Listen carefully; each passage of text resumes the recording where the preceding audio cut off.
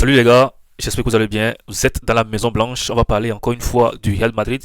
Actuellement, les joueurs sont en sélection et je vais donner la liste des 13 joueurs qui sont appelés en sélection. Il y en a qui vont vous surprendre, mais ne soyez pas étonnés. Comme vous le savez, le Real a gagné son dernier match 3 buts à 1 avec un doublé de Vinicius Junior, un but encore une fois de l'inarrêtable Kylian Mbappé. Mbappé qui est d'ailleurs appelé pas Deschamps, il fait partie de la liste. Je vais déjà commencer la liste avec le joueur français Mbappé qui, voilà, il a commencé une très belle saison.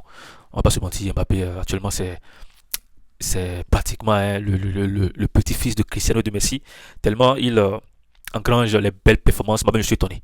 Moi-même, le premier fan du Real Madrid, je suis étonné de voir Mbappé à un niveau aussi élevé.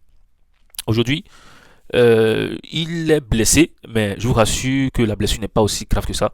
Et Deschamps nous a rassurés. Il a dit qu'il est en train de voir s'il pourra jouer les matchs de la France. Si ça va pas, il va le laisser. Voilà, Deschamps, il va pas faire la même erreur qu'il a fait avec Dembélé et Doué.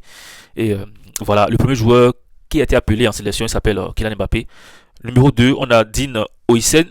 Oisen est l'Espagnol qui est arrivé cette saison et qui, voilà, le début de Oisen c'était très bien, un défenseur vraiment sérieux. Moi je le comparais déjà à Ramos, mais depuis quelques matchs, il a commencé par, voilà, me montrer le contraire. C'est pas vraiment l'homme en qui j'avais confiance. Il a pris deux cartons rouges et tout commence à s'effondrer avec Dean, mais j'espère qu'il va se relever. Il est très jeune aussi, hein. Il est très jeune, j'espère que ça va passer. C'est des périodes qui arrivent en tant que joueur. Numéro 3, Gonzalo Garcia, il a été appelé par les U21. Bon, voilà, il n'a pas encore 22 ans, donc il va jouer pour la sélection espagnole U21. Gonzalo Garcia, vous le connaissez, c'est celui qui nous a permis, hein, dans cette Coupe du Monde des clubs de pouvoir évoluer, d'aller jusqu'en demi-finale sans Mbappé qui était blessé dans le temps.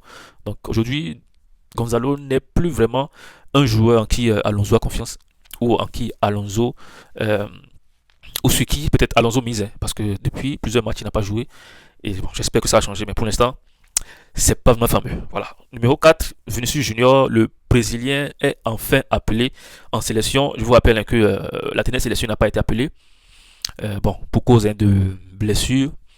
Pas parce que Vinicius Junior n'était pas bon, non, c'est la blessure. Parce qu'un joueur comme Vinicius, vous le savez, c'est euh, pratiquement le premier qu'on appelle lorsqu'on veut appeler un joueur. Donc voilà, Vinicius a été appelé en sélection par Carlo Ancelotti, son ancien coach du Real Madrid. Son coéquipier Rodrigo a été aussi appelé. Je rappelle aussi que Rodrigo n'a pas été appelé la dernière fois en sélection. Donc ils font leur grand retour. Eder Militao, il a été aussi appelé. En fait, le trio brésilien, ils ont été appelés. Et c'est des joueurs qui n'ont pas participé, hein, à la dernière sélection.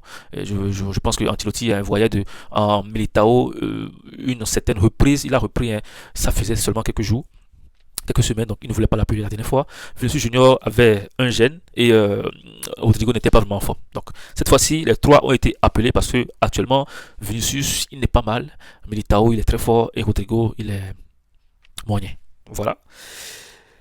Le prochain nom qui est sur la liste, hein, c'est Kamavinga. Il était blessé, il est revenu, il est maintenant en très très très bonne forme. Il a même marqué déjà, pendant que d'autres joueurs évoluaient depuis le début de la saison, n'a pas marqué. Kamavinga est venu, il a marqué. Franchement, Deschamps ne peut pas, bon, il ne peut pas se passer de Kamavinga s'il est en forme, il doit forcément l'appeler. Donc voilà, Kamavinga a été appelé par la sélection. Un nom, c'est bizarre. Le nom qui va suivre, c'est Fede Valverde. Lui, normalement, il devait faire partie de la sélection uruguayenne, mais il a négocié avec son coach et on l'a laissé à Madrid. Actuellement, il est à Madrid, il n'a pas voyagé et j'ai appris, hein, selon les informations, qu'il veut se reposer. Voilà. Il a demandé à son coach de le laisser un peu se reposer. Donc, il a obtenu cette autorisation.